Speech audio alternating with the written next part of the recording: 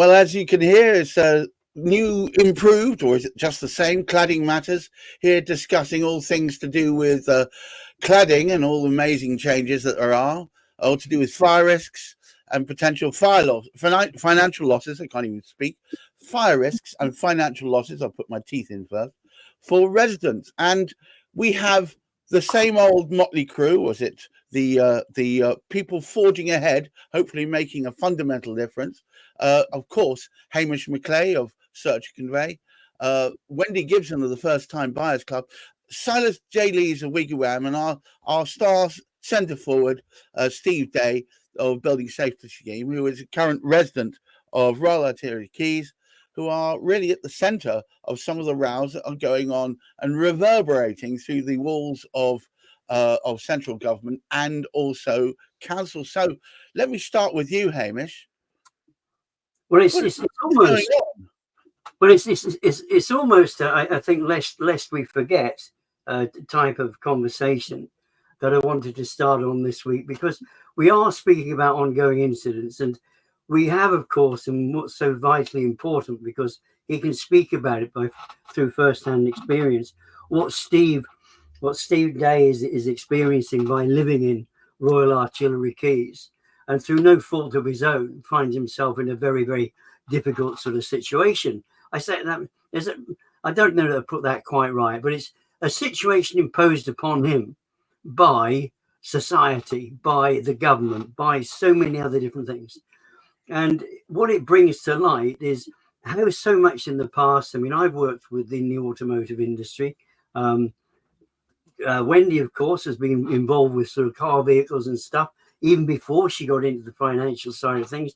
Silas is absolutely full of having to recognize this, various different standards that we had to adhere and principles that we had to operate under to actually sort of just survive. And it was always assumed the British Standards Institute, if anything was concocted, if everything was created by them, they were standards that everybody looked up to. Yet what we have is a sort of situation, the British Standards Institute have concocted a particular sort of standard, which they've actually called a PAS9980. The PAS, I don't know what that is meant to mean. I'm sure Steve can actually tell us on it. But one of the great disadvantages of where we find Steve, and I ought to bring this in as well, I was in discussion with somebody who has a lot of knowledge about such things.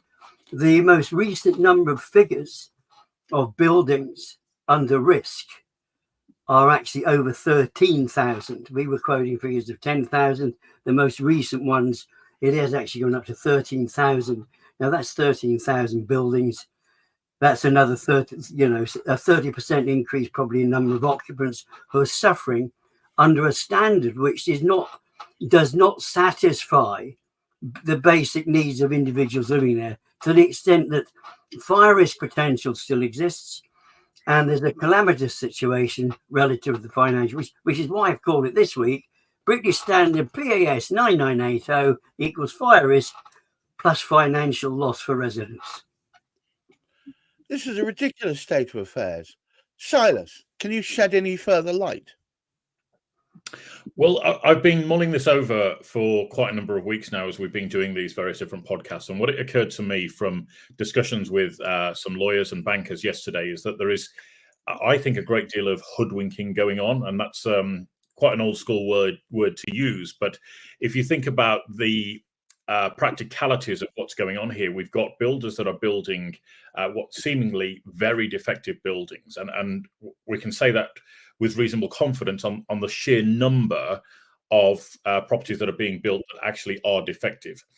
And they are being built in such a way that they are being charged a premium on, but they are then hoodwinking the fire brigade, the building safety people, the banks, the surveyors that are surveying these properties on behalf of the banks, all because they're putting a shoddy product together and selling it off as though it's, meeting current regulations, etc., etc. But worse still, they are then being rewarded a second time around with money coming in from central government, for example, to help meet these crazy home building targets that, anybody who's on the ground in the property industry has no clue how the government can meet these standards. So it does seem to me that there's quite a lot of misleading activity going on right now. And, that needs to be brought to a stop. So are you saying that there's deliberate misleading of the public as to the current position? Is that what you're postulating, Silas? Well, you see, if it was a rare incident, you see, you have to look at patterns, right? And if it was a rare incident, let's say Barratt's had built 1,000 buildings and 10 of them were defective, we could argue that actually there was an issue here, and that could have been rectified. It could have been a rogue building regs inspector, for example, or a rogue surveyor, or somebody of that nature who caused a level of defect that would then have to be rectified. But when it's at such a large scale, you have to question fundamentally the ethics and the moral standing of the company as to what's actually going on. And to my mind, hearing statistics like 13,000 buildings, let's not forget that's buildings, it's not houses. It's buildings which contain, in some cases, hundreds and hundreds of apartments. So, the real total is probably the government's house building target for, the next 5 years, which is already being developed and is currently defective. It's not fit for purpose. And even worse, you have home buyers paying a premium to get on the housing ladder and are then being told, oh, you're on your own now. You have to now pick up the tab for our defective work. And that's just, couldn't be, it's just not on, is it? Let's be honest. Wendy, I see you nodding away.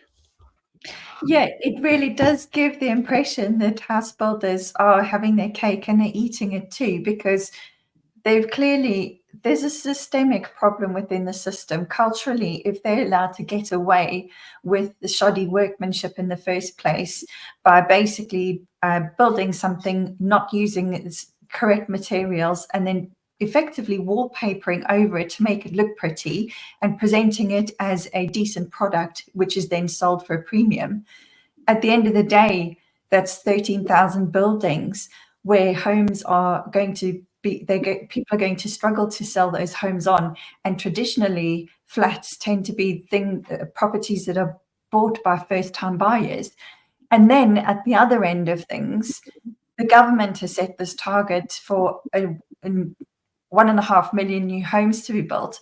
And who's going to be building them? The exact same house builders who've built these homes in the first place with shoddy workmanship.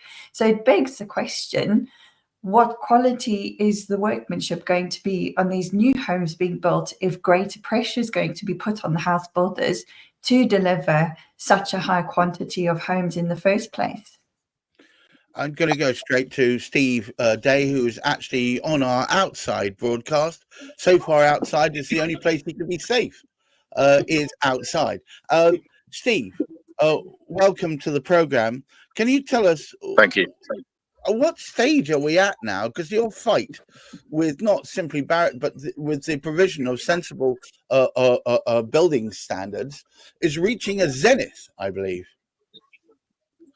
Well, it's all about this standard, this PAS standard, and there was a conflict of interest because the standard is set by the government, and they have a finite pot of money, £5.1 billion for over 18 metres with the Public Building Safety Fund, and about £3 billion for the 11 to 18 metres. So therefore, if they're also saying what needs to be done per building, and they've got a finite set of money, it's in their interest to water down the standard so less gets done per building. So there's one conflict of interest. And then the second conflict of interest is building more homes. They want to build more homes. The developers will say, well, if we pay for these remediations to be done properly, then, you're not going to get any homes. That's conflict of interest too. So we have a very, very, very difficult situation. So you've got to have some very brave people to stand up for that pressure. Now, the standard itself, PAS9980, isn't a British standard. It's less than that. It's a public available standard, but it's less than a British standard. And the standard itself says it cannot be used where the principal objective is a zero risk to life, right? So therefore, how many deaths is acceptable under the PAS99 standard? How many deaths per remediation can we design in? It's unacceptable in my view. Well, it's a crazy situation. How much death is fine? How much death are we Under this happy to live standard. with? Yes, That's right. Silas. And the insurers don't buy it. Sorry, I just finished this last point. The insurers don't buy it. The lenders don't buy it. Property Mark, the biggest estate agents body, said that you risk of having unsellable flats because of this watered down standard. And also, the Association of British Insurers, the ABI, have said they want all the combustible material to go off. And the National Fire Chiefs Council have said they don't want any combustible material on the fire stairs. And that's basically what Barratt are proposing. They're using this watered down standard at Royal Artillery Quays to leave highly combustible XPS panels on 16-story fire shafts without any fire performance test evidence, because this watered down standard doesn't require it, to know the risk level of leaving it on, which is ironic because it's a risk-based approach, PAS. Well, if you don't know the risk, how do you know the risk level? Well, apparently they kind of stick a wet finger in the wind. Is that right, Silas? Apparently these standards aren't worth the paper they're not written on. It's a tragic shame, isn't it, that we have not learned from our mistakes in the past, where we had, as I've touched on before, buildings in the 60s that were built to a very poor standard, and some were literal death traps. And we've gone forward to create building regs that should create environments that are safe and that are secure and that keep the residents comfortable, but yet that is not being done. And I think it's a tragic shame that that's actually going on. The other thing I wanted to say here is that there ought to be a lot more public outrage about this, because if we look at what's happening, it's almost 2008 that was happening in the banking world, now happening in the property world, that there is a number of builders that are deemed too large to fail, that are then now being propped up by money coming from the government, and people say, oh, it's the government money that they're being given to these house builders. Well, it isn't. And where does the government get its money from? It gets its money from the taxpayer. So that bill is being shoehorned onto people like you and I in order for them to, stump up to cover the defective workmanship of a builder who should know better. And that just should lead to public outrage. This is the post office scandal all over again, but endangering life and limb. It's crazy. I hate to ask this question. Do you think it's going to take another major loss of life before anybody will sit up and take notice? Well, I would like to think you've got very, very good people, and this is, I liken a lot of life to the battle of good versus evil, if you like, or light versus dark, and you've got very, very, very good people like Sounds Steve. very Marvel. Sounds very Marvel. Sorry. Well, they're doing the right thing, that they're standing for truth and justice and moral integrity, all of the characteristics that we should be striving for as adult human beings on the journey through life. And it seems that we're up against a mountainous issue of corrupt, inept, morally bankrupt people, if I can go that far with my passion on this subject, that we need that system to change. And I've always applauded the work that Steve and the Earl of Lytton doing, and I do believe that with enough public pressure, this can come to bear in such a way that we don't have to suffer that tragic loss of life. We don't have to go through another Grenfell in order to get the standards in place that we want, and to get these buildings brought back into a safe, habitable standard that is fit for purpose for all. Hamish, we seem to be in a right old pickle. Yes, we are. However, you probably noticed in the words of what Silas was speaking about, we do live in a strange world, and we look at where things are politically. We look at the world community and what different members of that community are doing to each other. Yet there is always that. There is light. There is light there, and it's how much we can bring to bear that light. Because when we start looking at what we can actually contribute as individuals, this is what I'm saying. If we can actually, like Silas is trying to, like Steve's been trying to do all along, he's trying to speak for all the residents, not just in Royal Artillery Quays, but everybody throughout. Well, in actual fact, it's not just the UK. We know they have the same challenge in Australia. We know they have the same challenge in certain parts of America, because the standards that builders have been able to get away with, it's It's just been happening. It's just been happening. And I think it's great that Silas reinforces that for us. But the work that Steve has started is going to, if we can get the right people to listen, if we can create in the minds of others, hey, look, we all should be concerned about this. Everybody deserves to be able to live somewhere they feel safe, and working to the standards which builders are accepting at the moment as being a way out for them, not for the people who are living. Everybody has that right to live in a safe place, and they're denying. They're actually, you think of the millions that are being denied a safe place for residents, but there are enough people working there, and there's some people coming through, and I know and I can feel the rumblings there of people who are trying to get this quality in the right sort of place. And in actual fact, this is one of the reasons why, of course, we have the building safety regulator. They're actually trying to actually employ many more people to get inspectors out there to actually start moving forward. Now, whether they get the right people, they will start getting enough of the right people. And I'm speaking to more and more people out there who are standing up for the appropriate standards that should be made available to everybody for that quality home to live in. Wendy, before we summarize and come to bring this to a halt, it seems to me that we've the global we have turned a blind eye to ever worsening building standards, such that now people in that wonderful Thatcherite dream of owning their own home is becoming more and more of a blinking light in the far distance, and becoming more and more obscured.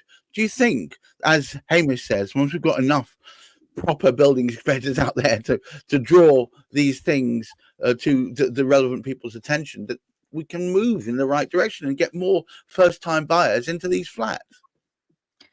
I do certainly hope so. I think there's two things that need to happen. The one thing is we need to actually start, there needs to be a greater awareness of these kinds of issues, not just for first-time buyers, but for everybody looking to buy a new home. There also needs to be a recourse to developers. There's so much pressure, I think, that gets placed on building inspectors because there are so many properties, everyone's trying to get them built so that they can get them sold, that it's quite easy, I think, or too much pressure is put on them to sign things off, even if they're not 100% sure that what is being built is correct. But there isn't any follow-up, I don't think. We need to actually make sure that the rules are implemented. But more importantly, as we've discovered with PAS9980, there need to be the right rules in place in the first place. Hamish, would you summarize and bring us home? Well, I think I'm glad that Sir Wendy was able to support what I was saying. We do have some damning situations which the builders themselves are not helping anybody out of. They do need to change. They do need to think about this. It's the only way they're going to get forward. And as those standards, those higher standards are demanded, they're just going to make it even worse for themselves. They will actually sort of collapse. Who is going to be invested in homes that are built by people that are considered to be unreliable, considered to be unsafe? And here's the Barrett stamp of approval. It's all right to have fire risk. It's all right if you're financially bamboozled by the time you move in. You've totally had it. It's the last place you can ever afford to live. Now, really, that is not good for anybody's reputation. If they want to maintain it, that's a good way down. And joining up, and we've just had the announcement this week, and we ought to mention this, they have just amalgamated with another big builder who has a worse safety reputation than they have. Now, Wendy's right, Silas is right. I mean, Steve's living there at the moment, but I do honestly believe that there are ways forward, but it's so much a matter of making people aware. Well, here just we go. Encourage everyone. I'm sorry, Gav, to put something positive in. We've had international condemnation now of the Barrett remediation plan for Royal Artillery Quay. So the former State Premier of Victoria, Australia, has condemned the plan, asking where is the regulator, where is the minister? So he's questioned it and condemned it. Also, the former chair and CEO of the Chartered Institute of Builders, Chris Blythe, has condemned it, saying that CLG will be responsible for what happens at Royal Artillery Quays. And finally, a fire engineer has come out, and they're very, very difficult to get to, and basically said, for obviously screaming reasons, you should never have combustible foam on fire stairs, which of course is what Barratt's plan is. So we've had quite a lot of condemnation now, international condemnation. And also the Director General's office has written to me today.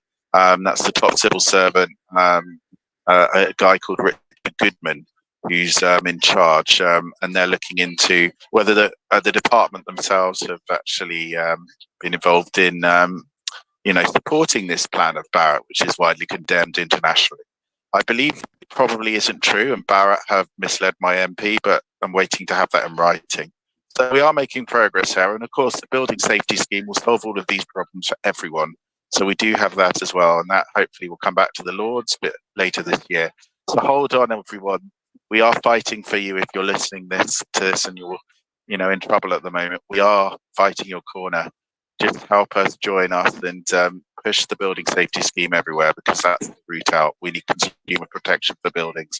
And thank you. I haven't had much of a chance to say thanks to these guys, but these guys here, Wendy, Gareth, Hamish, and Silas, have been supporting us week on, week out, and it is absolutely wonderful. It's a lonely business leading a campaign. And I can tell you, friendship from experts is what you need. Anyway, thank you, guys. And back to Gareth. Here.